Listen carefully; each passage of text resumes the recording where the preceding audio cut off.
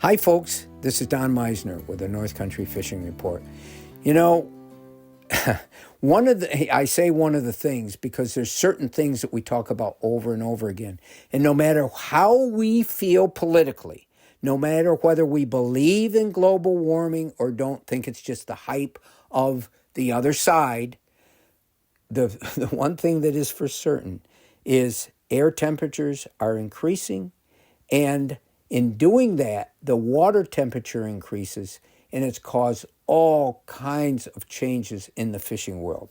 Now, when I was checking out of our motel in Marlborough, Massachusetts, and we're waiting, a guy comes up behind us, and he stands there with a suitcase, and he's friendly. How was the show for you, and so forth. And we got to talking, and I found out he was a charter captain that was there from Cape Cod. And he goes out all the time. I mean, he's been doing this his whole life. He was elderly, but very, very robust. And we started talking about the fishing. And I said to him, so tell me, what do you fish for when you take people out in Cape Cod? And he says, well, we're fishing for blues and we're fishing for stripers. These are two fish that we all know about. He named a couple others that I wasn't as familiar with. In fact, I don't even think I knew their names, and that's kind of rare because I try to keep myself informed. But the other thing he says, we fish a lot for recreational tuna. Now, what does that mean? Well, I guess it's tuna between 50 and 150 pounds. And believe it or not, that's small. And that doesn't bring the big moneyed price that people can get over in the Orient by having the tuna they catch. If they catch these big tuna, I mean, we're talking mega dollars it's worth. But that's not what I wanted to talk about. I wanted to talk about the rising temperatures. And he brought that up. He said, now, unlike years before, we're seeing new species of fish that is coming into Cape Cod. He says, I've never seen them before. They're coming from more southerly waters. But because the waters are warming, the climate, if you want to call it there in Cape Cod now, is suitable for fish that it wasn't before. And we're seeing this so many places. It can have just the opposite effect.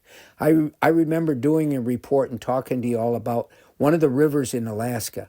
And this river used to have runs of thousands of salmon that go up there. And the people that live up there in the far Arctic, they depended on these salmon for feeding their animals, but also their own food for the family. And all of a sudden, because of a slight change in the water temperature, that it got warmer in that river, now the salmon can't spawn the same. They're not traveling up. There's not the same conditions. And these massive runs of salmon have stopped because of a change in the water temperature.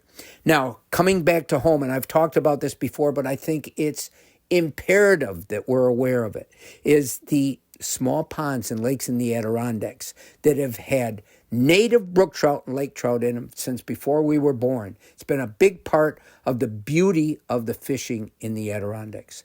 75% of these ponds are no longer going to be able to hold lake trout and brook trout because there's what's called a browning effect that's taking place. We talked about it last week, but I heard so many people talking about it at the sports show too, because it's happening in New Hampshire and Maine as well. And what's happening is that increase in water temperature is causing the browning of the water. It's holding the high temperature of the water in, whereas before with the clear skies and the clear water, it would allow the cold to come back down. It would allow the oxygen level to remain the same. Now the oxygen level in these lakes isn't sufficient for these fish to live. And so this is a huge thing that's being caused because of slight increases in temperature, both temperature in the air and subsequently the temperature of the water. And we think of other things that are changing here, things that we see that never did we see before. The increase in the number of osprey and, of course, eagles. That's a bold, wonderful thing to see. But you didn't see that years ago. There's a difference in the atmosphere that is making this possible. And then you think of all the negative things, the new invasive species that have worked up, and they're invasive if they weren't here before. When I was a kid, there wasn't such a thing as ticks around. I was in the woods every day of my life and never saw a tick. Now it is a scourge of our area, and we have to be very careful because of all the viruses that are carried by these ticks. The other thing that I think is important to know is there's the snakehead is moving north. Why is it moving north? Because the north is going to have the same conditions as the south.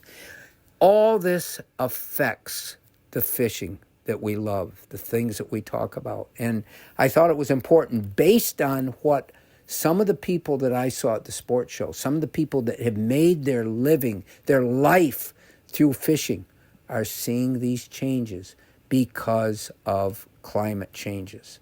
So no matter what you believe, you have to at least believe what you see and what we feel. And that's what's taking place, and it's different than it used to be. Until next time, folks, this is Don Meisner with the North Country Fishing Report.